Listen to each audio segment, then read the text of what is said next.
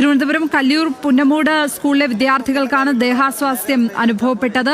7 +2 വിദ്യാർത്ഥികളെയും 2 അധ്യാപകരെയും മെഡിക്കൽ കോളേജിൽ പ്രവേശിപ്പിച്ചു. വിദ്യാർത്ഥി കൊണ്ടുവന്ന പെപ്പർ സ്പ്രേ അടിച്ചതാണ് ദേഹാസ്വാസ്ഥ്യത്തിന് കാരണം.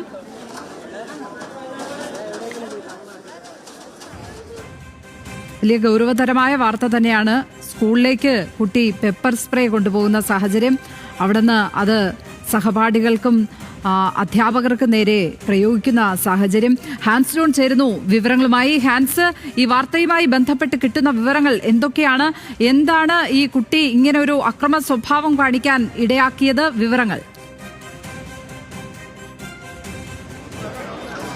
ലക്ഷ്മി, ഇപ്പോൾ മെഡിക്കൽ സൂപ്രണ്ട്, ഈ ജനറൽ ആശുപത്രിയിലെ മെഡിക്കൽ സൂപ്രണ്ട് നമ്മളോട് സംസാരിച്ചിരുന്നു. അവർ പറയുന്നതനുസരിച്ച് ഏകദേശം 12:15 കൂടിയാണ് ജനറൽ ആശുപത്രിയിലേക്ക് 6 കുട്ടികളെ കൊണ്ടുവരുന്നത്. ഇതിൽ 4 ആൺകുട്ടികളും 2 പെൺകുട്ടികളും ഉണ്ടായിരുന്നു.